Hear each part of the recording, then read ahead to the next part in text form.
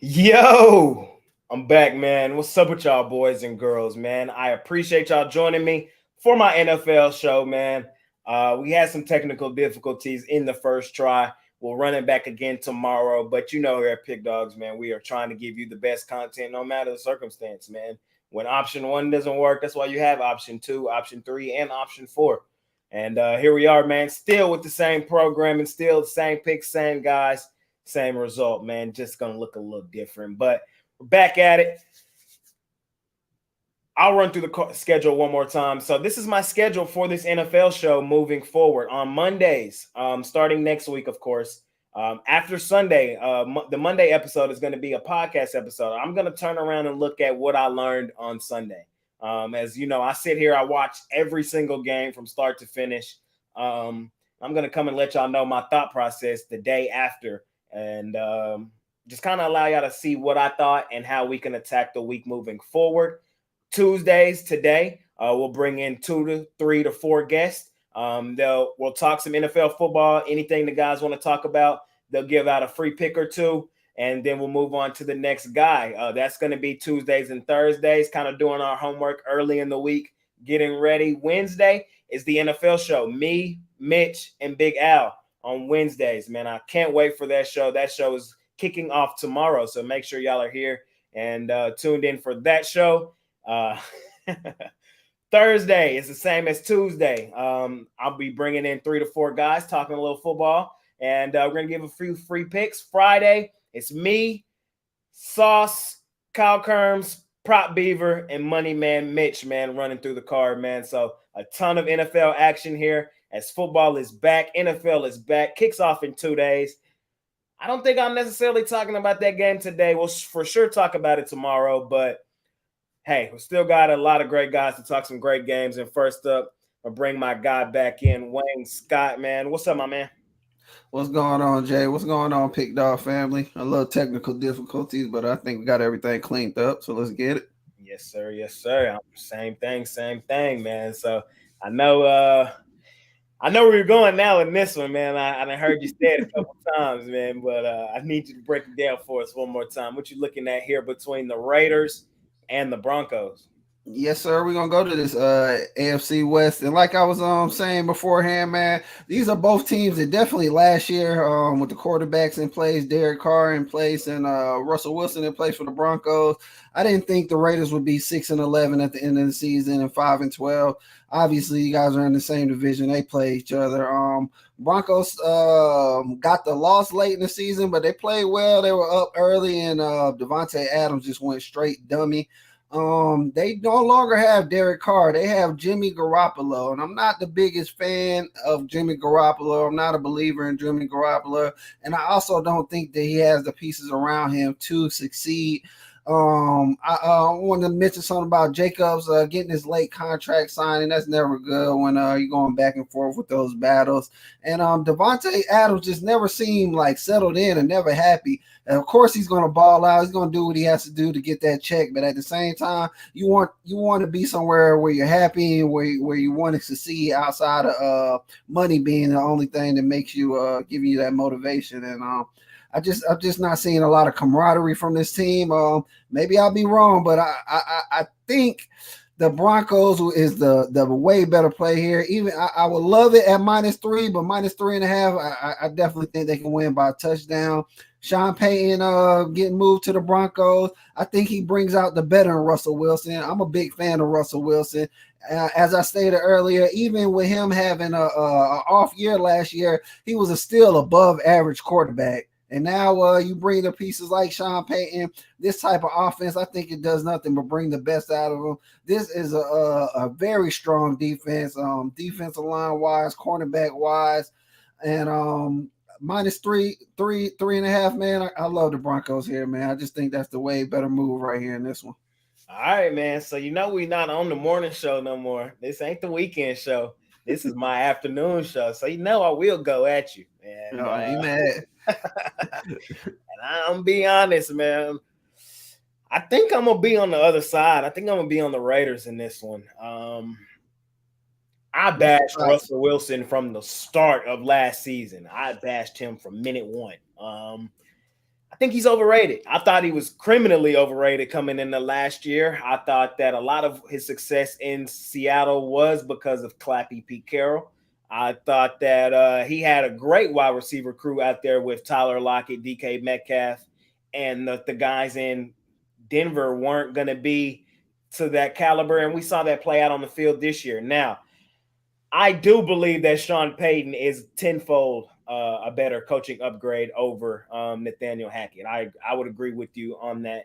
And I'm not a huge believer in Jimmy Garoppolo either. I'm just not ready to lay 3.5 points with an inept offense like we saw from Denver last year. Like I think this is one of the tougher games on the card. But I can see the Raiders competing. I can see the Raiders competing here. Like I can see it being close early, but I definitely think with that home field advantage, the Broncos should spread it out a little late. I like Judy. I like Sutton. I like the draft pick from Oklahoma. I see them building. I kind of see Raiders coming back some a little bit. That's another thing. I'm hoping Sean Payton can come over here and fix a sack issue too, because yes, Russell Wilson was the highest sack quarterback last year with Justin Fields with 55 sacks. So I don't see him getting sacked that much in this offense, which bodes well for him. And I think he'll be able to put up way better numbers in this system. And I think they come out and smack up the Raiders for beating them at home last season. Broncos was at home late in the season. It was a game where Broncos were favored and the Raiders stole one. But I think Broncos got that in the back of their mind, along with wanting to play better for this new coach. And I think they get this one. But as you said, it definitely be a close game. And I'm not mad at you for being on the other side of it either. It's that close. Do you see either of these two teams making the postseason? Nah, not with the division there. Of course, it's going to be Chiefs up there, but I don't know. You never know with the Chargers, man. I've been on them a couple years, and they play very good ball, but they play close balls with a lot of teams that you don't think that they should be in the game with. And they don't always be on the winning side of those games, so it's not like out of sight for one of these teams to sneak up in the division is all I'm trying to say with that. Just don't think it's a shoe-in Chiefs Chargers. Like Chargers will slip up, and they've had some additions, but not additions to the point where they're way ahead of these teams either. I like both of these teams' defenses, but I lean Broncos better in everything, offense, defense. I just like everything Broncos got going heading into this season right here. For sure. Broncos Chiefs division matchup to open it up week 1. We got Broncos favored by 3.5. It's a tough game, man. It's a tough game. I'm not high on Josh McDaniel. I'm not high on Jimmy Garoppolo. I'm not high on this Raiders team, but I'm not high on the Broncos either. Yeah, I was searching for a dog, man, and they look like a pretty dog, but at the same time, I think they're gonna get their ass bit in this one. And it's just I see why you're there. You know, Sean Payton and them really taking week 1 seriously, really trying to establish momentum moving forward. This is a spot where if they can't beat the Raiders, then they're gonna have a very long season. It's gonna teach you a lot this game. Facts. Yeah. I see your thought process. So that's Wayne's free pick for us today as we're talking. He likes the Broncos over the Raiders on Sunday. This one is a 1 o'clock game. Yeah. 1 o'clock game. So no, 3:30. This is 3:30. 3:30. Okay. Yeah, 3:30 game. So afternoon action. So on the show, man, we're getting our free pick, but we're also talking football. We're talking just football overall. So I let all the guys bring me a topic. I don't want to just lead all the shows. I want to see what the guys have on their mind. So we had some NFL topics as well. I'm interested to see what you got for me and what you want to talk about. Hey, man, I just want to go over – I see a lot of top quarterback lists, and I want to go over the top quarterbacks I like this season. I'm looking forward to that I think is going to play good and get us some wins this season. And there's going to be some quarterbacks on this list as Russell Wilson that I'm a lot higher on than some people, and that's fine with me. Let me know why you're not or why you are, and then there's going to be some quarterbacks that you might be higher on, and there's reasons that I'm not so high on them, whether it be coach, whether it be offensive line, whether it be the running backs and receivers around them, whether it be the system. So I'm just name a few of those, and I would like a little just back and forth conversation with that, Jay, before I get off here. And you know you're welcome to chop it down any way you want to. Let's do it. But yeah, number one, of course, I mean these top five, I believe most people should be in agreement on.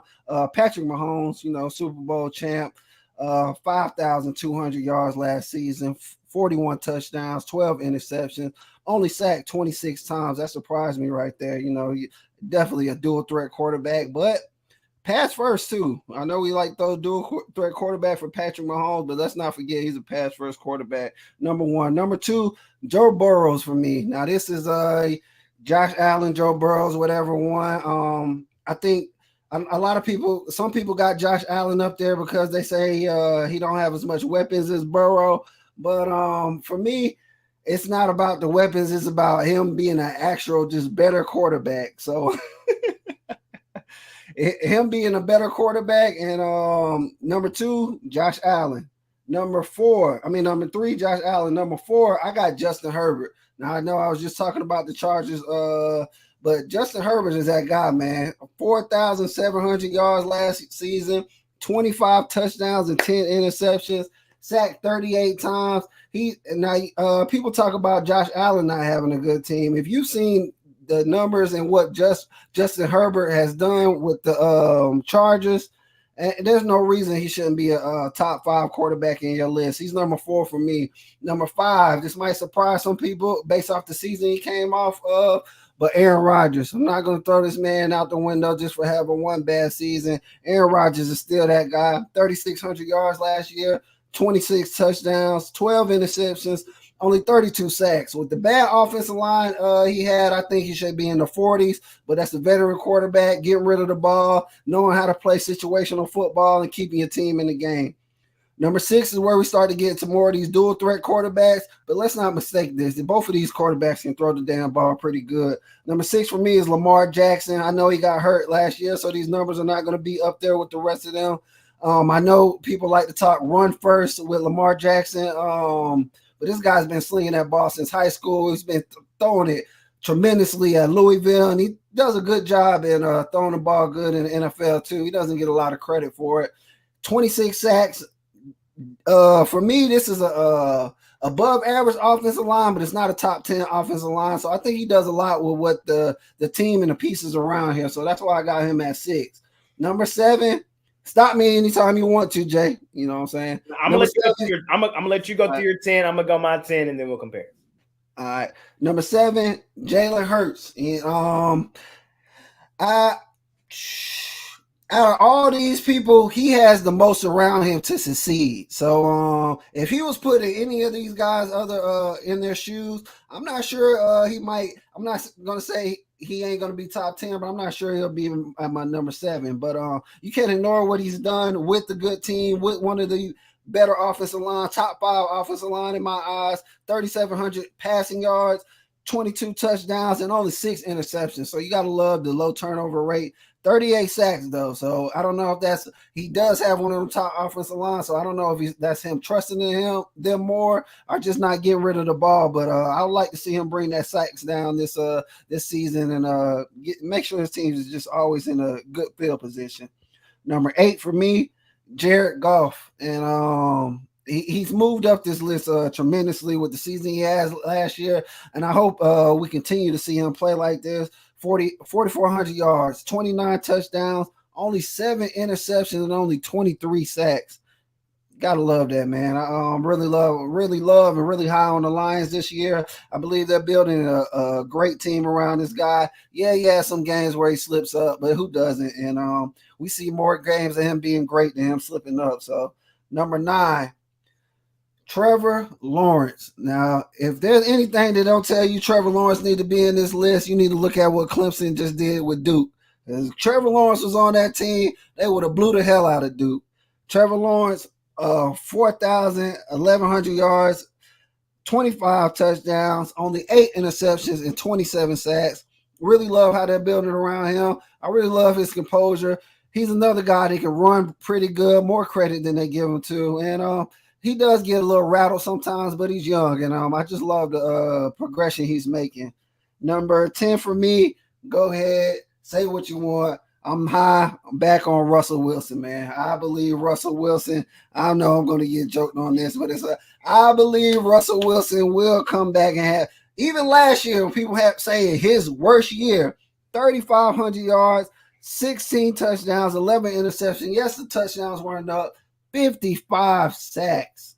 He's gotten sacked 55 times, man. Do you know how hard it is to play the quarterback position, being on your back or worried about your back shoulder? I believe Sean Payton cleans that up, and I believe he will be a top 10 quarterback this season. Now, runner-up, right on the outskirt, I'm going to let you get your 10. Kirk Cousins, Dak Prescott, Deshaun Watson, Matthew Stafford, and Tua. Those are my top 15 right there. Okay, so we have about the same 15, but our order is totally different. Totally. Oh my goodness. Some of these guys, man, the contradictions are real. I'm gonna give you my list. One, I have Patrick Mahomes. I think it's pretty clear cut. Best quarterback in the league. I don't think it's close. I think the second best quarterback, not better than Patrick Mahomes, but always beats Mahomes for some odd reason, man. Joe Burrow. I think he's the second best quarterback in the league. I love me some Joe Burrow. Love me some Cincinnati Bengals. My second favorite team. Third, I think he's going to have a good season up here. I think they're going to win their division. I'm taking Aaron Rodgers as my third best quarterback in the National Football League. Only, a year removed from back-to-back MVPs. I think his weapons in Green Bay weren't the best as last year. We'll really see what he is this season. 4, somebody who wasn't even in your top 10. I'm sorry. I know y'all are going to clown me. Everybody's probably going to clown me, but my fourth best quarterback in the National Football League is Dakota Rain Prescott. This guy's criminally underrated, man. I'm taking him over all the young guys. Let me say this, Jay. Do you not take a little off of Dak for having one of the better teams surrounding him and not being able to finish? No. Or do you? Okay.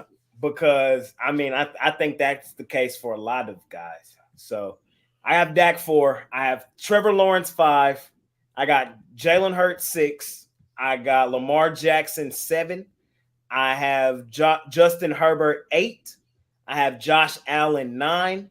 I had Kyler Murray 10. He probably won't play this season, so we'll remove him. We'll just move up. At 11, I had Matthew Stafford.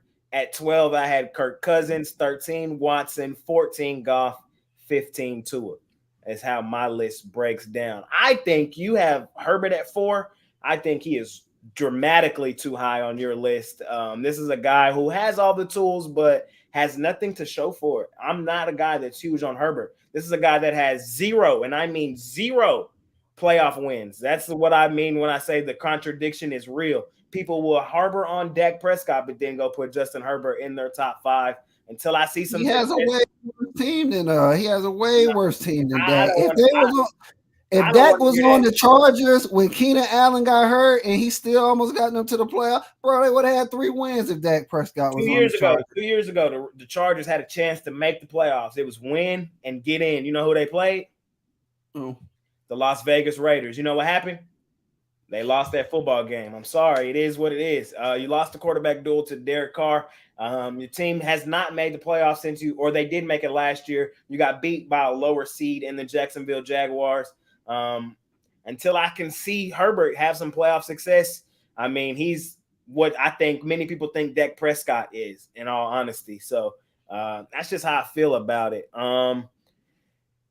Jalen Hurts, I want to see another season behind him. I want to see Jalen Hurts repeat another season. That's the only have him at 7, 6. I had him at 6. That's the only reason he's low. 7.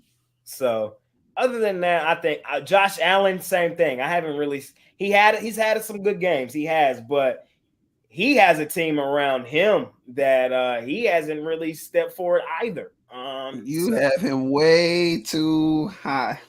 You think I have him too low? I have him at 9. I mean, yeah, way too low. Yeah, I've never seen Josh Allen in anybody's list under 6. I mean, over 6. I'm not that high on that guy. I don't think he's a turnover machine. I think that his team carries him. Many people might. I think he's kind of what people think Dak Prescott is. I do. So, we'll see. Yeah, somebody, Jared Goff. Where was Jared Goff for you? Jared Goff was 14. Okay, yeah, I got him at 8.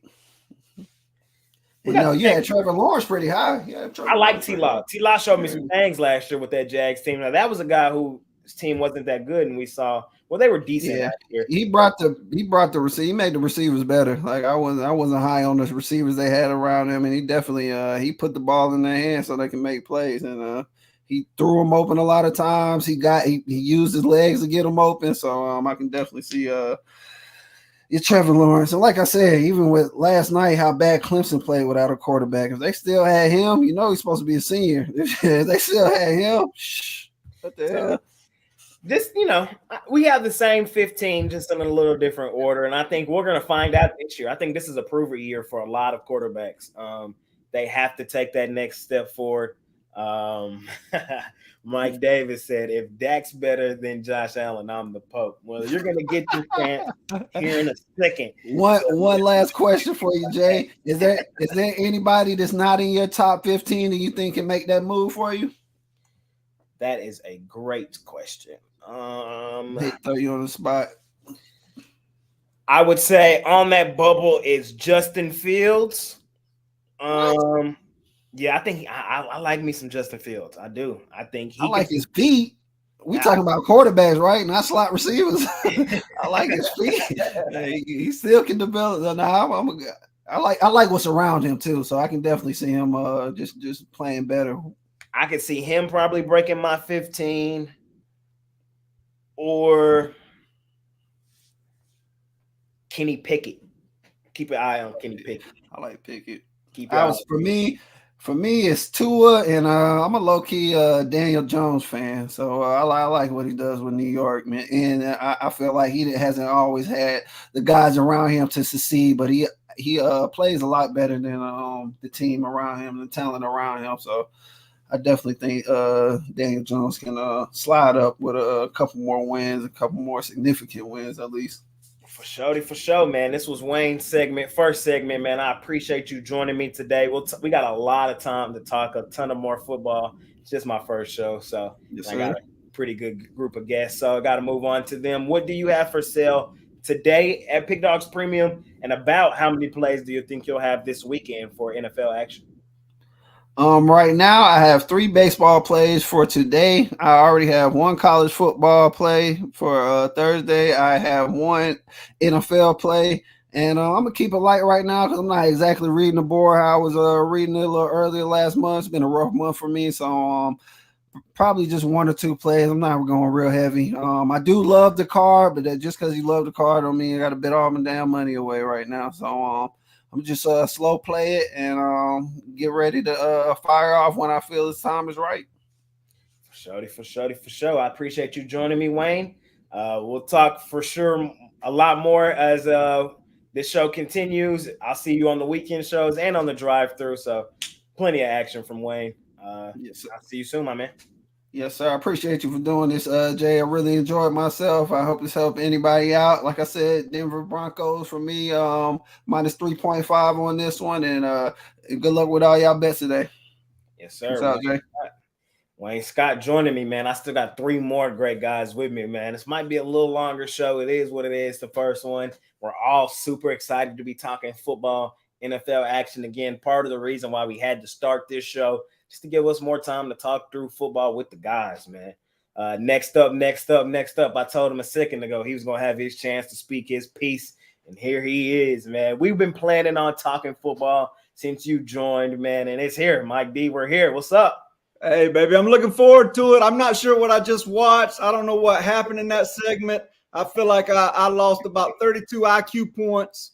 I'm really upset with what I just watched. We got Dak Prescott number 4 on one list. We got Russell Wilson top 10 on the other list, and I've got a headache. I've got an absolute headache right now. I'm going to tell you right now, Wayne and Jay are my guys. They are my guys, but something happened in that segment, and I don't like it.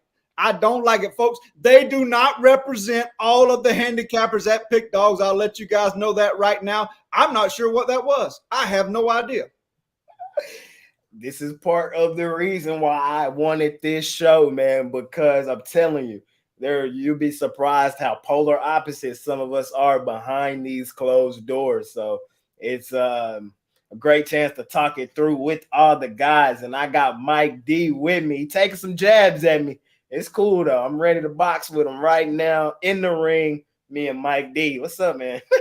Good, I'm excited. Hey, listen, I'm with Wayne. You know, I really like this weekend's card. Doesn't mean you have to bet every game like he said, but I really think there's some value in this weekend's card and maybe even some square plays that have some value that we talked about off the record here, off the show. But, you know, listen, I can't hit my ass with either hand in college football right now. You hear me? I mean, I can't do nothing. I had a bad weekend in college football. No excuses. No excuses. It happens. I'm not doing great in college football right now. I think I have 2 victories out of, 8 or 9 games. So 2-6, 2-7, somewhere in there, maybe even worse than that. But it's not good. But I'm a pro sports bettor. That's what I make my money on. I love the NFL. I love Major League Baseball. Love the NBA. So this week, Jay, is actually my favorite week of the year. And Sunday, other than stuff with my family, is my absolute favorite day of the year. I love the opening day of the NFL season. I truly do. It's like Christmas when you're a little kid, man. I'm telling you, I'm like a kid in the candy store. Like, I'm super excited. I can't wait. And I'm ready to talk some football with my guy, Mike D. What you want to talk about, man? We can literally go anywhere here on. Well, I'm not going back to the top 10 quarterbacks. I'll tell you that right now. I mean, I feel like I'm about to have an aneurysm. I really do. I could not make heads or tails of what I just listening to, and I'm hurt. I'm really hurt by that. Having said that, listen, I told you, Jay, any game you want to talk about, because I really like all of these games this weekend. I think there's some interesting matchups. You got Dallas and the Giants, a division game. You got the Bengals with the Browns in a division game. Raiders and Broncos in a division game. And I know you guys were throwing some shade at Garoppolo, but I just want to mention this. He's just 53-21 as a starter. That's pretty good. I mean, 53-21. Are you kidding me? That's awesome. That's tremendous. Why is everybody down on this Raiders team? Why are we down on them? Is it because of Josh McDaniels? We don't trust Josh McDaniels. We saw how he kind of crapped the bed in Denver. That's fair. But this Raiders team, they just signed Josh Jacobs. I know Darren Waller's gone. I get that. But they got a rookie. They got rookie tight end coming in, and Mayer. I like their receiving core. They signed Jacoby Myers. Devontae Adams is a stud. That defensive line can really get after it. I like this Raiders team. I like them a lot. And listen, as good as Sean, what's his name is for the Broncos, the head coach, Payton. Sean Payton. As good as Sean Payton is, I don't think he's playing on Sunday. Right. See, here's the thing about Payton. He doesn't get to go out there and throw the ball or run the football. He can prepare them as best he can, but sometimes you can't make lemonade out of lemons. Sometimes you can't. I think Russell Wilson is washed. If you'll watch him play the game of football, his strength back in the day was he had an innate ability of seeing things around him without him looking down. He could feel the rush, kind of like Tom Brady, and move with his legs out of the pocket. He doesn't do that anymore. His eyes, almost when he feels it, his eyes come up straight down to the defensive line. When you start doing that as an NFL quarterback or a quarterback at any level, you're done. I think Russell Wilson is done. We'll see if Sean Payton can revive him, but I just don't think so, man. They don't have Jared Jeudy this weekend. I don't like this situation at all. I love Wayne. Wayne's my guy, but I don't like this situation at all for the Broncos. I'm not sure why everybody's so down on the Raiders. I mean, I'm a Jimmy G. So you're telling me, not you, but just people in general telling me that Jimmy G is a drop down from Derek Carr? Get out of here, man. Forget about it. That's not true. He is not a step down from Derek Carr. If anything, he's a winner, Jay. Jimmy G is a winner. I hear you. And everything you said is fair. Here's my thought process on Garoppolo, then we'll move on. I think a lot of what he did was San Francisco. I do. I think a lot of it was Kyle Shanahan. There we go. I couldn't think of his name for a second. I think a lot of that was his system. I do think that he is probably one of the best game managers in the game, though. But I just think that's what he is. Now, can he find some success this year? Game managing, handing the ball to Josh Jacobs, getting it to a top 3 receiver in the game and Devontae Adams. Can that defensive line for the Raiders create some havoc? Yes, I definitely think all that is true. But it's the Raiders, and I just haven't seen this team do much of anything. I think their division is tough as nails. They're going to have to go through that gauntlet alone to come out. Jimmy G in the playoffs, he just doesn't seem like a guy that is going to put you over the edge. Like I said, I just think he's a game manager. So can the Raiders be viable this season, and will they be a team we can make money on betting? I 100% think so. But do I think that they will be a team to keep an eye on, to, make some noise and be like a legitimate team to maybe win something this year? I don't. Let me flip it for you. If the Raiders were at home and they were favored by 3, who would you take? If the Raiders were home favored by 3, I would probably take the Broncos by 3. I mean, I would take the Raiders all day. I think the Raiders are the better team. I think they have the better core. I think they have the best defensive lineman in the league, and Max Crosby. I think he's that good. Anyway, we can get off that game. I like the Raiders in that situation, plus the 3.5, and that's no offense to Wayne. I think Wayne made a very good point for the Broncos. If Russell Wilson comes back and plays like the 2015 Russell Wilson, then sure, the Broncos have a chance, but I just don't see it happening. And missing their best wide receiver as well. So anyway, I like the front for the Raiders. I look for them to get after Wilson and the Broncos.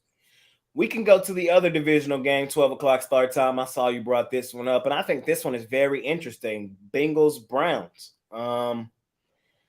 So I remember week 1 last year, I had the Bengals, and McPherson missed that field goal. I still remember it. They should have won that game, and they did not. Pittsburgh ended up getting the win. Coming into this year, Joe Burrow, we all know, got hurt early in training camp. It looks like he will play this week. I have the Bengals hat on. I love me some Cincinnati. Cincinnati has been, I think, the most profitable team the last 2 years, as they were a great ATS last year, even when they just were covering spreads. I'm probably going to take Cleveland in this football game. Nothing wrong with that. I mean, Cleveland beat them at home last year, and they had Jacoby Brissett as the quarterback. You got to think Deshaun Watson coming in with a full offseason, the controversy behind him, hopefully. You got to think they're a better football team with him. I look for Chubb to run the football. I look for them to control the clock. I look for Watson to not make any mistakes. I like the Cleveland Browns in this situation, catching 2.5 at home. I think Cleveland should be the 2.5-point favorite. Personally, I think that's a bookmaker blunder, if you will. So, yeah, I like the Browns in that situation. I have no problem with that. Burrow has been injured. He has not been working with his guys through the last part of camp. So, yeah, I don't have a problem with that at all, especially with the home field advantage. That front seven of Cleveland plays really good football. It's going to be tough for Joe Mixon to establish the run game. He doesn't have P. Ryan behind him anymore. This is a tough spot for the Cincinnati Bengals. Will they play well? Will they make us some big money this year? Absolutely. I don't think it happens in week 1, though. I like the Cleveland Browns. I might even lay some on the money line. But anytime I can take points, Jay, I'm going to take points. I'm trying to win money. It doesn't have to come in lucrative sums. It doesn't have to be money line parlays or huge parlays or money line plus 140 when I can just get 2.5 minus 110. I'll take the points. I'll play Cleveland plus the 2.5 points here and be glad to at home. I'm with you. I like I said, I love Cincinnati. Cincinnati's one of my money teams. They're probably my second favorite team, but I just see all the value here on Cleveland at home dog, season opener. Cleveland always takes the season opener at home. It's like their Super Bowl because they don't have any other success. So what else? Like you said, Joe Burrow's injury. Last year coming into the season, we really saw the offensive line struggle early for Cincinnati. Sure. I could probably see that rear its head again. Joe Burrow was one of the most sacked quarterbacks really early last year. We even saw them struggle early. Like I said, lost to Pittsburgh, came to Dallas, lost to Dallas with our backup quarterback. So they did catch fire towards the end of the season, and I think that's probably what we see here. Going to be a really good team. Going to be one of the top 3 teams in the AFC when it's all said and done towards the end of the year. But I think Cleveland is much improved. I think they're going to create some havoc here at home. I think Deshaun Watson is going to have a rejuvenated season. I think Nick Chubb is going to run the pill out of the ball. Nick Chubb, anytime touchdown in this game. Amari Cooper, no longer in a Cowboys uniform, but I still love that guy, man. I can see him having a good game, and I'm taking the Browns at home week 1. Watch out for Elijah Moore. Watch out for Elijah Moore. Very under-the-radar pickup by the Cleveland Browns to play that slot. Deshaun Watson loves his slot receivers. He'll have Peoples-Jones and Amari Cooper, and he'll throw the ball to Elijah Moore a lot. He's got Njoku. He's got Nick Chubb in the backfield. This is a dangerous Cleveland offense if, and I mean if, Deshaun Watson is the old Deshaun Watson. I like Cleveland in this one. I think they win. On the money line, I think they win outright. The other game we can discuss, Jay, is your America's team, the Dallas Cowboys, on Monday Night Football, headed to the New York Football Giants. You got the Dallas Cowboys as 3.5-point favorites at the New York Football Giants. Is this a joke? Is this a joke? The Giants should be favored by 3.5 in this game. It's a coaching mismatch, an absolute coaching mismatch. Now, if you flip the coaching staffs, give me Dallas all day long. But Brian Dable will coach Mike McCarthy under the table. This is a mismatch in coaching. I'm a little bit worried about that Giants offensive line going up against that front for Dallas. But hey, listen, I give the quarterback advantage to the New York Football Giants. I give the running back advantage to the New York Football Giants. The receiver advantage clearly goes with Dallas. Defensive front goes with Dallas as well. Having said that, the coaching will matter. The preparation coming into this game. I said earlier, coaches don't play on Sunday, but they certainly help get them prepared. I like Dable and the Giants plus the 3.5 on Monday Night Football. Let me ask you something. How many times in his career has Daniel Jones beaten Dak Prescott?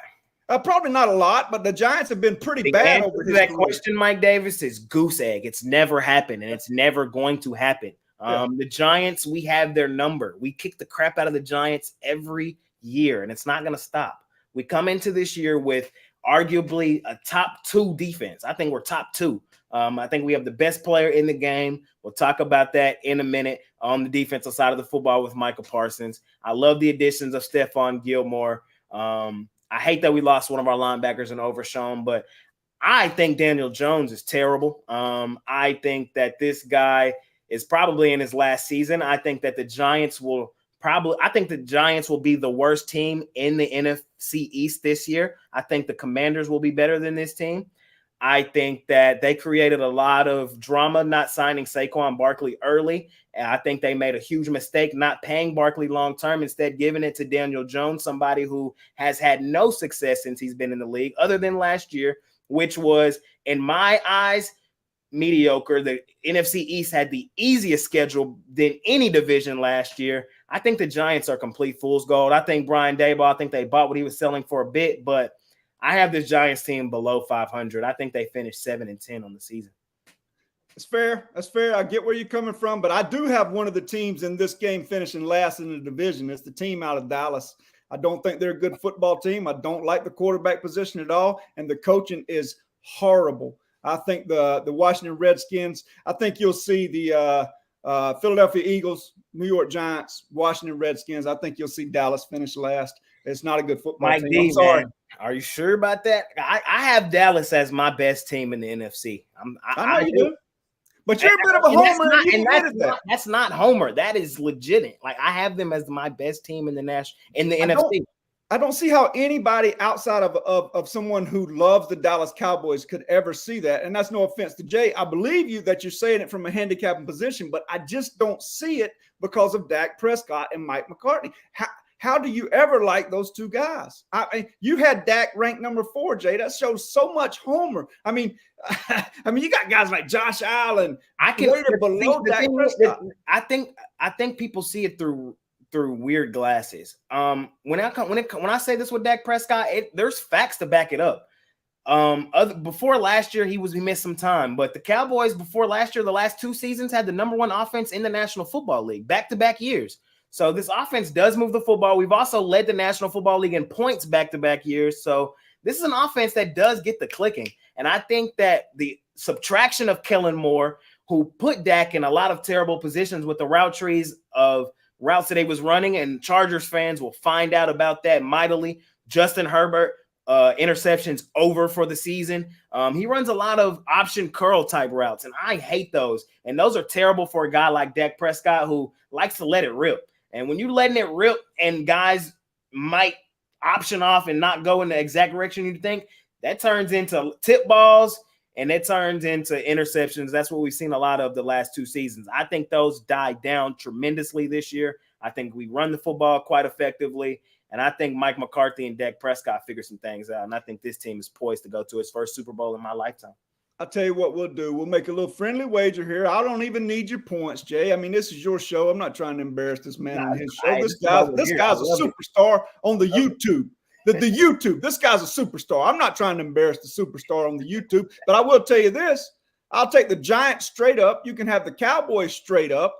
And next Tuesday, right here on this here show, where it says Mike Davis, I'll say I love the Cowboys if the Cowboys win. And where it says Jay Briggs, you can say I love the Giants instead of Jay Briggs. Is that a bet? We're locked in. That's the easiest bet I've ever made, folks. Take the Giants, folks. Mike D taking the New York Football Giants over my Cowboys Sunday Night Football. A great card overall, though, Jay. Yeah, I cannot wait, man. You can hear it in my voice. I'm super excited. Football is back, and I have the best crew of guys to talk it with. I appreciate you joining me, Mike D. Definitely will have you back a ton as we get ready to make a ton of money betting football this year. So looking forward to it, dude. Thanks a lot for having me on, Jay, and good luck on your new show, man. Yes, sir. I appreciate you, and I'll see you soon. See you guys. Mike D joining me, man. Hey, it's that time of year, man. And this is why I love having the shows. I love the debate. I mean, that's what we're here for. Seeing the game in different ways. And thing about sports is you find out the results. The results play out on the field. So we will soon find out. I got 2 more guys left, man. I promise you'll want to tune in. Stay tuned in. Longer show, but it is what it is. Next up, bring in one of my guys. Hot. Right. Come on, man. Going good. We're getting heated already, and it's only week 1. We haven't even gotten the first game off yet, and we're already firing off on full cylinders, man. I love it, man. I love it. Right? Exciting. We're all excited. We're like kids at Christmas. It's just like, yeah, football's back. We're excited. We can't wait. And it's we all have different opinions. See, that's what the show's about. I love it. We all have different opinions on teams, and we don't agree. See, but behind the scenes, we don't agree on everything. You should see behind the scenes when we're disagreeing. Right. And that's why we do all this talking live, man. So you can hear my argument, hear their argument, and then you guys do with the information what you want. So that's kind of what we do here, man. And I appreciate everybody that's joined us right now.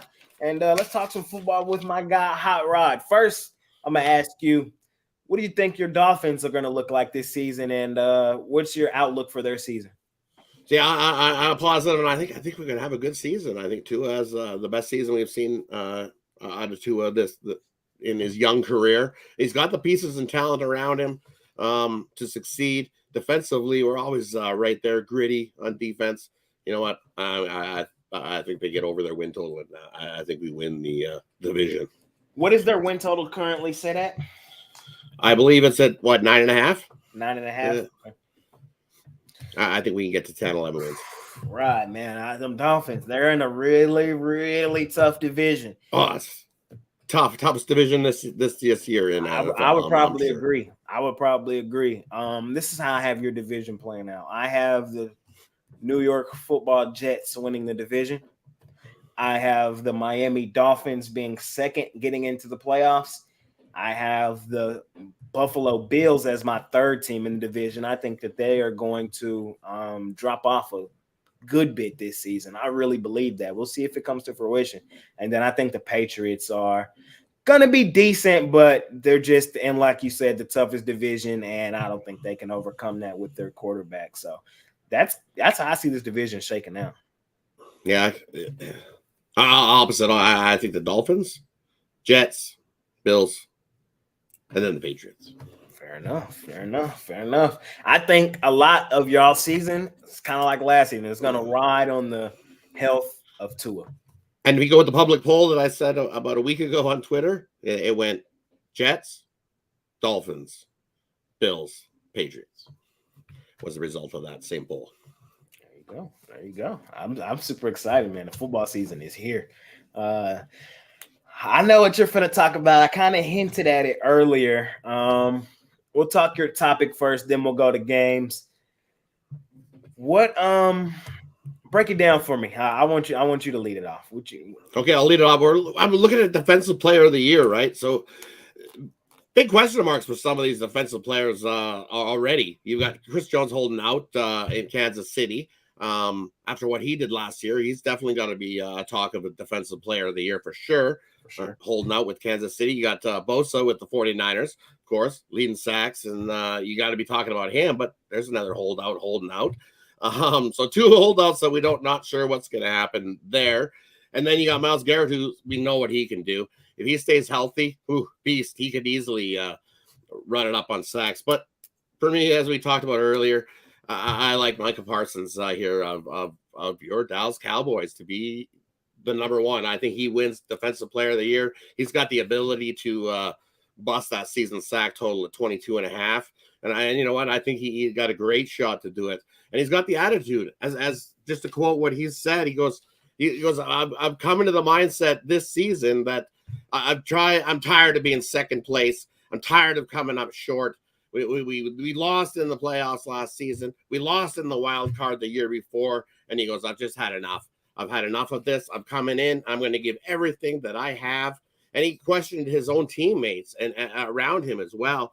And he quoted them to say that it is the price of how do they call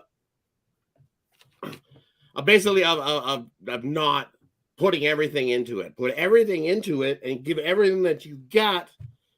And then you can say, okay, well, we gave everything we got and we still lost. He doesn't think that the team has given everything they've got. And we've looked as a fan and watched this Dallas Cowboys team, and you as the guy who definitely tunes in, they definitely can go better than what they have. And I think they can. And I think with him saying this is their year, you know what? I think he's going to be leader of that defense, and that's where it starts. It's going to be huge. We know that the Dak Prescott and those things, he stays healthy, the offense can work things out, but defense wins championships. And if he can step up on defense like I think he does this year, they got a great shot. I'm with you. I think Micah Parsons is definitely worth a bet for Defensive Player of the Year. What are the odds currently? Right now, plus 500 is where I got it yesterday when we were chatting about this. I'm going to go place that after the show. That's a nice plus money return. I think, like you said, I think the race is between him, TJ Watt, and probably Myles Garrett.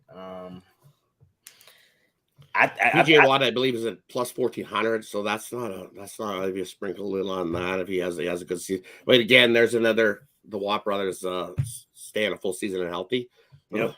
It's another one of those question marks. It's tough as a defensive guy. Yeah, these guys stay healthy, and Mike is a game wrecker. He is, and there's times where you just like Skip Bayless says, "My oh Micah," like Micah 11 from heaven. Like sometimes he just makes plays where you just can't even fathom it. Coming off this edge this year for an improved defense, I think could be really scary, and I think plus 500 is a good place to be on an NFL's future play. Let's talk some week one.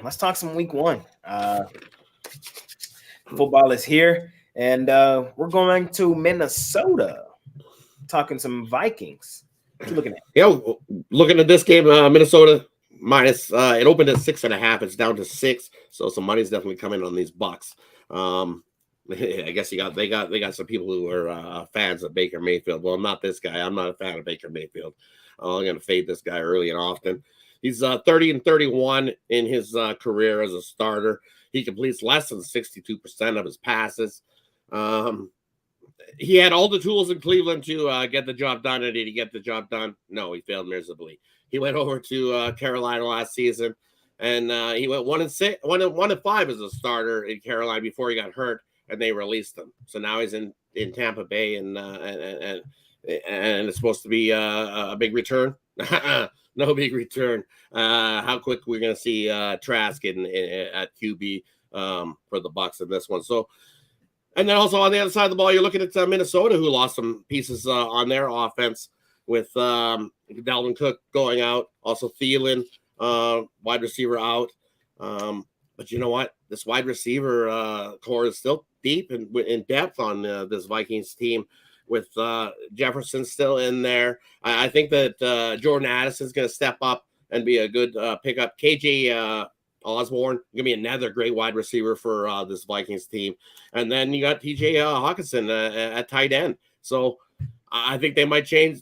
If they can get a running back to step up and at least be able to hold the rock and run it a little bit, wow, it opens up huge play actions for this passing offense, which is elite here in Minnesota.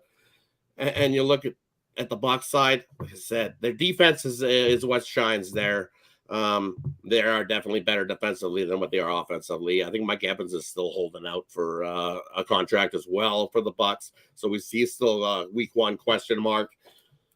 Bucs, you look at the last 16 games, 2-14 ATS, the last 16 last season, 4-13-1 ATS against the number. You know what? I'm going to lay the points here with the Vikings. I think the Vikings roll week 1. Don't underestimate this Vikings team this year. Like, a lot of people are disrespecting them early. I'm with you. I think that this Minnesota team is it's kind of criminally underrated. I do. I think they have the best receiver in the game, in Justin Jefferson. I think he has established himself as the number 1.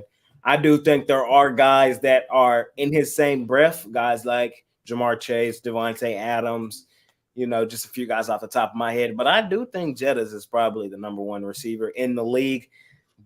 I want Big Kirko. Big Kirko woke up dripping like this.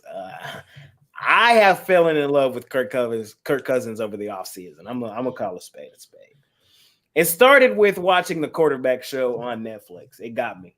It got y'all. Yeah, it got me. I'm gonna call he's a good guy, hard worker, gives 150% week after week after week, and has been dissed most of his career for that big game. And we've seen him step up and hit that big game and got that out of the way. So yep, I think this is a season that watch out for the Vikings. I do too. And one thing we know is opening day, 12 o'clock at home is against the Bucs is not a big game. It's not a primetime game, so we don't have to worry about primetime Kirk Cousins.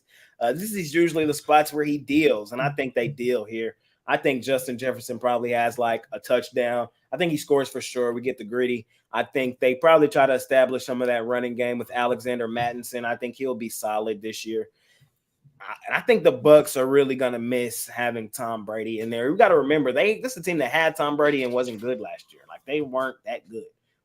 They struggled. No, even with Brady in there and offensively, they struggled. They struggled at times. Defensive kept them in games last season, in games that they had no business even being in. Yeah. Because their offense didn't do anything. Nothing. Yep. And the Vikings, although they got their doors blown off at home by my Dallas Cowboys, other than that, the Vikings at home last year were really solid. And I think we see them beat up here on the Bucs week 1 too. We're agreement. Look at that, not fighting. Yeah, not an argument in this one. Not an argument in this one. I'm going to agree with you. I like the Vikings. I think the Vikings are probably the most underrated good team in the NFC, although I still don't think that they're going to do much of anything. Like, I think they're a shoe-in to win their division, but other than that, I think they're probably a first or second round. I think they get to the second round this year. I don't think they lose first round like they did last year. I think they get to the second round, and then that's the end of their season. Yeah, I think so too. I agree. Yep. I saw there was another play you wanted to talk about. You get one more. We're going to go with this Thursday nighter. That's just a couple days up the road here. You know what? We're going to go with the total in this one, and I think both offenses can score some points. I know we just heard the news that Kelsey hyperextended his knee, And even if he's out of this one, as you guys talked about, the best quarterback in the business is Patrick Mahomes, best quarterback in the business. And you know what? His last 10 season openers, he's averaging 38.7 points a game since he's been with the Chiefs. And can he do that again? I think they can, even with Kelsey out of there. If he doesn't play on Thursday, but you know what? He might not. Depends how badly he hyperextended that knee. So if he doesn't, they definitely got a bunch of pieces in there that can step up into that spot. They got a couple of younger guys that they got Noah Gray and Blake Bell, a couple tight ends that can step up into that spot as well. And also, for me, you look at Chris Jones. Is his question mark about even playing for this game? If he doesn't play for this game, that's the reason why that the Kansas City Chiefs last season held teams to under 20 points a game at home. And with him not in there, I think Detroit's going to be able to get their fair share of points as well. They got what's his name from Alabama, the running back from Alabama who will start in this game. Jahmyr Gibbs. He will start in this game, and you know what? He was great with Alabama, and I think they use him here. He's more he's definitely a dual threat to run and pass out of the backfield as well. If you look at his passing yards, I think I've seen it at 29, 30. You know what? I think he gets well over that in this game receiving. That little bonus play for you. But I think both offenses move the ball in this one, and we get well over the total. You look, this Detroit team, 12 straight season openers to the over.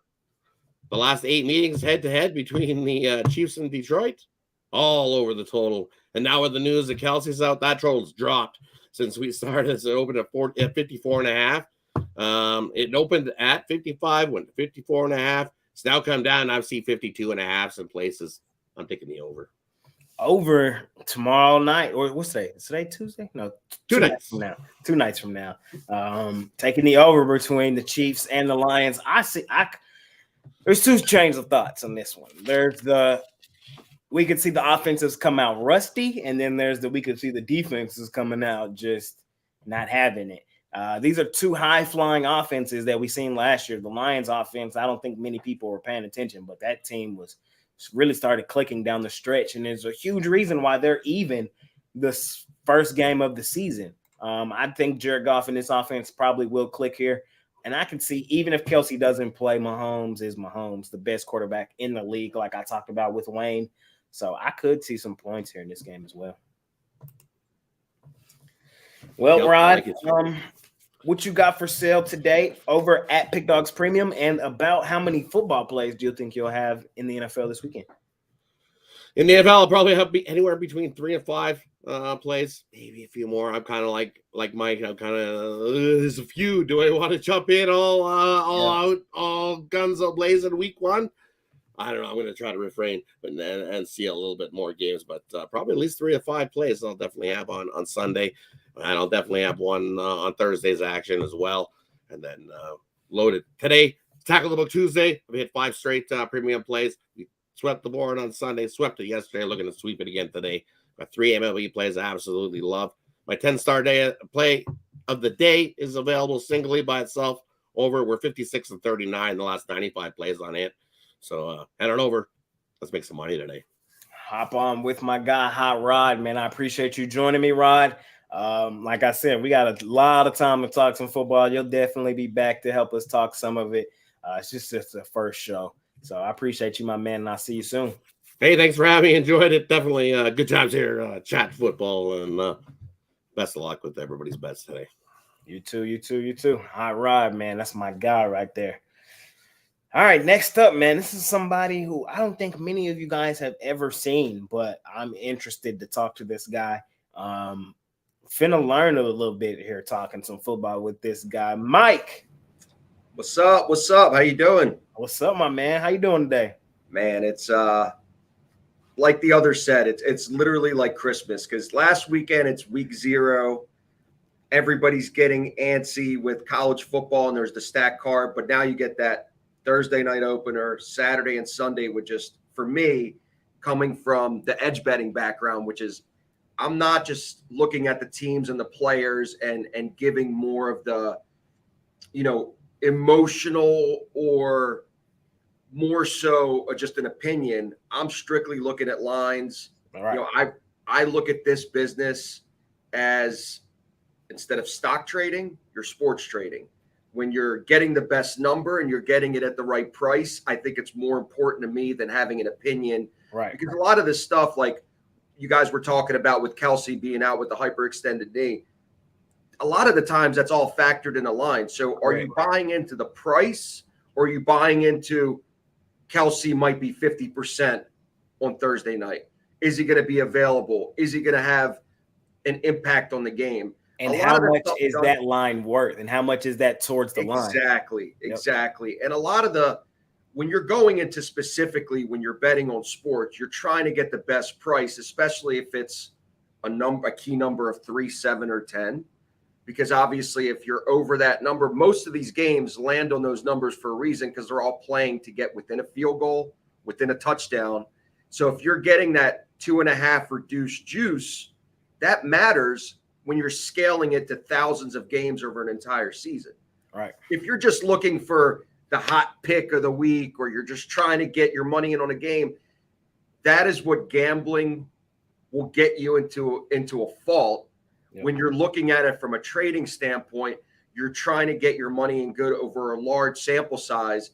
And that's how the professionals do it. That's how sharps do it. They're not focusing in on one individual game. They're looking at it from a bigger scale. Like, I've already played 6 NFL games. My first 2 bets were released on August 9th.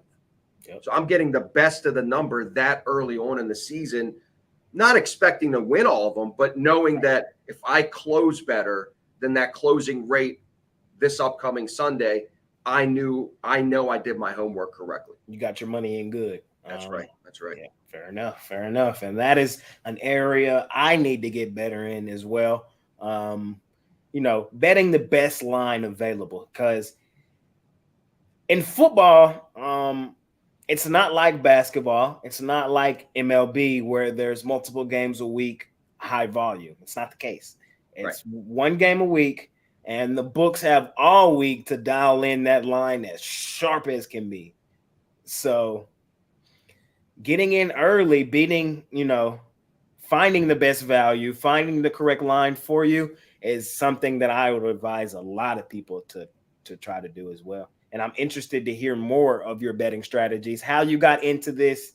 I'm interested to hear what you do now, and what are just a few tips to help us get better as bettors as the NFL season approaches.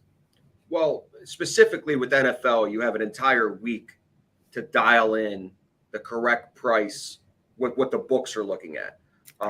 Predominantly myself, I stay away from island games. An island game is that independent Thursday night or Monday night game, because usually it's pretty accurate to the correct price because the public's moving it. What you want to really, and I know this is an NFL show, but with college football specifically, you could get those minor, those off-brand conferences that not everybody's putting in their money on, the Alabamas or the LSUs of the world, but you can get really soft pricing early in the week, especially on totals, because if you get a 4-point gap in a total when it closes, that's a huge advantage in any game. Right. In the NFL, you're not going to get as much of a break because it's a limited amount of teams. It's not 100+ teams like college football. Right. So, but you're able to get a better price on a team of reduced juice. Don't let the juice fool you, because if you could get -2.5, -105, that is a big discrepancy, because if that line goes to 3 or 3.5, for you to buy a whole point, you're laying 35 cents. Right. Yeah, that might not matter on a $100 wager if a client's making it, but it matters over 1,000 different wagers. Because what are we here to do? We're here to make money. Yep. Not win games. We're here to make money. We're here to make money.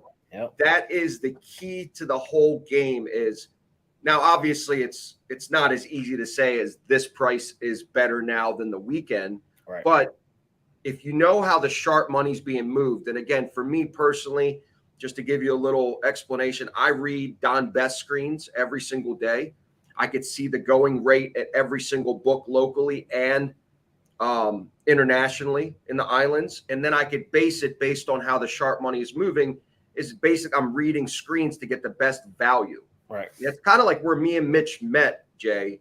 We met years ago. We actually hooked up again at Bet Bash in Las Vegas when he met me out there. He saw the operation of, it's not just me. I'm not an independent guy. There's plenty of sharps out there that are looking for market inefficiencies. And that's what I'm here to do. I mean, that's really the premise of getting the best in the number, getting in your money in good. And I can assure you, if you're doing it from a non-emotional standpoint, I could talk football with you all day. I could talk about all the players, all the teams. But at the end of the day, does that really matter? Is that cashing the tickets? Right. Cashing the tickets, to me, means price. Right. Fair enough. Fair enough. Your guy, Eric Scott, definitely tries to preach that to me on the weekend shows. And I've been listening. I've been trying to tune in. I've definitely am buying what Eric is selling and you're selling too. And that's why I'm happy to have you on the show, helping all of us become better bettors. And that's what we're looking here to do here at Pick Dawgz. So let's talk some football. Let's do it. Let me get into your brain a little bit. You told me before the show who your favorite team was. This team had their long preseason streak finally ended this year. It was going to come to an end at some point. You sure? You sure it was going to come to? I thought I'd get another 5 years out of it. I mean, I understand it's preseason, but this is still like the most competitive league in the world. So the fact that it even ran that long was kind of surprising. Yeah, with backups. Like, is it like, does it really matter in the fourth quarter that a guy that's not even going to be on the team? I'm shocked.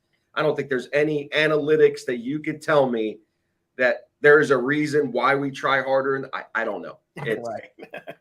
But it sets a good precedent because the coaches actually prepare the teams really well. I'm not a preseason bettor. That's not where I put my money on the line. I don't think there's any way that somebody could predict which fifth stringer is going to produce in the fourth quarter.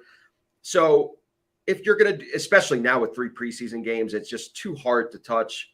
But it does give a good reference point from watching not specifically the preseason games, Jay, but those inter scrimmage practices where they're going all out. And you're starting to see, because when I go into a football season, specifically when I'm looking for the numbers and why am I betting a game a month ahead of time, is because new offensive coordinators play a big role. It's either going to start off really slow because the team needs to have 4 to 8 weeks of real football under their belt to really get into the playbook, or it's just a match made in heaven. I mean, the Jets, Nathaniel Hackett, he already knows the playbook because him and Rodgers were in Green Bay together. They're basically implementing it, but the receivers don't know the lingo. I mean, you kind of see it a little bit when you watch the HBO show Hard Knocks, where the receivers are lost. So Aaron Rodgers, his game is he throws not to the player, he throws to a spot. So when you're getting in that realm of, is it going to click early? You could find a lot of things from the preseason that will either help you or hurt you when you're selecting games. So that's why I truly stick to money. If I see that the price is right, I'm not putting a large dividend of my account on one individual game. I don't emphasize them more than others. The key is getting in your money and go with volume. And what happens is it scales. And then as the season progresses, where the trends really do play a bigger role, that's when I really start looking into numbers. But for me, statistics and data don't really mean anything, especially like, you have all these rookies coming in. How do you know how they're going to produce? I mean, obviously certain positions like running backs, they are not really factored into the spread, like Jamar Gibbs on Thursday night. Well, the Detroit Lions offensive line, I would put them just as good as the Eagles line. They produced a lot of good talent. They really have a core. Jamar Gibbs is a stud. There's a reason why they let Swift go, and he's going to be the start. But is he ready for an NFL game against NFL players. So just same thing with fantasy football that people do. They all hype people up and they put them on a pedestal. It's just really hard to really make predictions based on players and data from last year, because none of that matters. It's every week is a brand new week. And for me personally, when I'm betting on games, I throw out last week. I don't look at last week as a precedent for me to make a suggestion on the price of a game the following week. That is something that I've learned from my predecessors and how I was taught for the edge betting strategy. I'm just looking for market value. And if I see it, I bet it. And at the end of the day, that's all really people are here to do, is to make money. Fair enough. So we have the Baltimore Ravens starting their season off at home. And they have what you were kind of just talking about. They have a first-year head coach. Mm-hmm. They have a rookie quarterback. Wait, hold on. Offensive coordinator. Didn't mean to interrupt you. First year. Oh, yeah. First-year offensive coordinator. But they also have a rookie head coach. And a rookie quarterback, and they're walking into Baltimore, which is never an easy, fun place to play. What are your thoughts on this game? Sorry, I take that back. I thought you were talking about the Ravens. You're talking about Texas. Yeah. Sorry about that. You're good. We have a new offensive coordinator too, so that's why. Putting CJ Stroud, or is it Bryce Young? Sorry, CJ. It's CJ. Yeah, CJ Stroud. Bryce Young's in Carolina. So putting him on the road at the bank. Now, right now, the line went down to 9.5. I didn't press the game. I didn't bet it. It is under the key number. Sometimes those things are automatic for me. If they're under a key number of 10, that could be an auto play. I still have to track where the money's coming from before I actually play it for my clients. But going on the road to the bank is very hard to win, let alone with a rookie quarterback that's really not had any real playing time. The speed is much different coming from Ohio State to here to the NFL. I mean, it's a completely different. I mean, every guy is a 5-star recruit was the best at his position. So the fact is, we have a very good defense. We let go of Peters.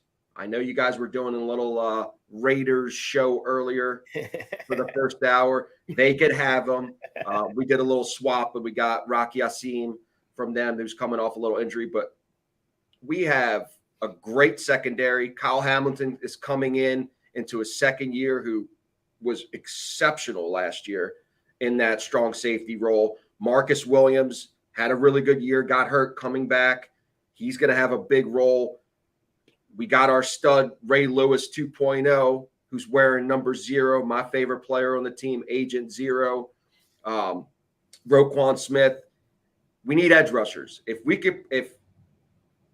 could produce an edge rush, our team is going to be unstoppable. I don't know if they're going to be able to step up. Clowney was signed to a 1 year. That's kind of our motto, as we sign old defensive ends year after year, and hopefully one of them prevails. But you turn it around to the offensive side.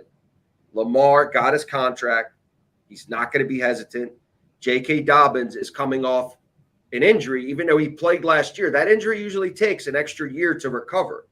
So this is the year that he's going to thrive, because it looked like he had a governor on that knee last year. He just wasn't running to 100% capacity. We brought in ODB. Zay Flowers, the human joystick, looks like he's the real deal. Again, I don't put a lot of emphasis on this because it's preseason, and what he's done in practice, in training camp really doesn't matter. I think this is my prediction. The number one receiver on the Ravens by year's end is going to be Bateman. Everybody's sleeping on him. Nobody got hurt. He was the number one last year before he got hurt. Mark Andrews takes over the Brock Bowers role from Georgia. A lot of sweeping him out, get him out on the outside wheel routes, something that we've never done before. Again, the first month is going to be a lot. I think the timing is going to be off the first month because they just haven't had those reps. But when the weather gets cold and the Ravens start to play, I love the Ravens in November, December. And a lot of times I don't think that's calculated into the spread when you're starting to see these cold weather teams. I don't believe that the weather, as in how they play at home in the cold, that gritty football, I don't think it's factored in nearly as much as that I see in years past. That's the team that really does work when it comes to November, December. Fair enough. So here's my thought process on the Ravens quickly, and then we'll close out the show. I am high on the Ravens this year. I'm high on them. As you're wearing the hat. I'm high on this Ravens team. I like the Ravens, but I know me and Rod said a minute ago, I think the AFC East is. I lied. It's the AFC North, and I don't even think it's close. It's the AFC North and then the AFC East when it comes to toughest divisions. I could make the argument that all 4 teams in this AFC North are going to be above 500 and make the playoffs. Like, I could make the argument. The question for Baltimore is going to be the same thing as years past, health. It's going to be, can Lamar reach that Lamar standard that we seen 2 years ago? And can this defense make some noise enough to make this team go from good to great? I think those are the key for the Ravens. Of course, here week 1, I do think that they are the much better football team on the field. I think Houston will have some growing pains, and I could see the Ravens running up the score on this team. But for the outlook of the season, they're in a tough division, and I just can't call that division right now. That's just me being honest. Because I still like Cincinnati to win it. I like Kenny Pickett in Pittsburgh a lot. Mike Tomlin just don't lose, so expecting him to do that is almost crazy. Cleveland, I should be better this year with Deshaun Watson. Maybe. I know it's tough. It's a tough division. I mean, it's at the end of the day, it's a very tough division. But look, we're here to give information to help people be successful in sports betting. And if you really want to take it to the next level, I know my guy Eric comes on. We have the same methodology. We actually live 5 miles apart, and we talk every single night. And he probably ride his bike to your house. No. Yeah. But if you go on the website, Pick Dawgz website, click under the drop down of premium picks. It'll show sharp trading plays. It's not a daily product that you could buy. It's access to our platform. We'll release the games on Telegram. The reason why is because it's urgency of getting it in with the right time. It's all about the price, and it's all about the time. Mitch literally hired us because, look, Mitch bets on every one of his picks. I know that for a fact. But the big money that he's putting up, he lets our guys that are actually moving the number, moving the needle, provide him to make some really big profits. So I wouldn't be on the show. I don't have a history of actually being a handicapper because I've always been behind the scenes. And to me, I help a lot of clients make a lot of money doing it as a business, not a losing hobby. Eric in the comments, man. I like the Bengals. Oh, is he on here? Is he on here? Yeah, it's going to be an interesting year in that AFC North, man. Interesting year. Mike, I appreciate you joining me. I will have you back on soon. Check him out, Sharp Trading Plays. Check out the Don Club with Eric. And we'll be talking with these guys a lot more, trying to become better bettors as the season progresses. So I appreciate you joining me, Mike. Now I'll just power. Thank you so much for having me on, Jay. And I'll have you on soon. Mike joining me there, man. Talking some football, man. Well, that's the end of the show. It was a little longer show. We had some technical difficulties earlier. But it's the name of the game, man. It's my first one of the year. I will be back tomorrow. Tomorrow, man, we're getting straight to it. We're going straight to the pick show. It's me, it's Mitch, it's Big Al. Back at it, man. I can't wait for that show. We're going through every game on the card. So make sure y'all are tuned in here as we get ready to do that.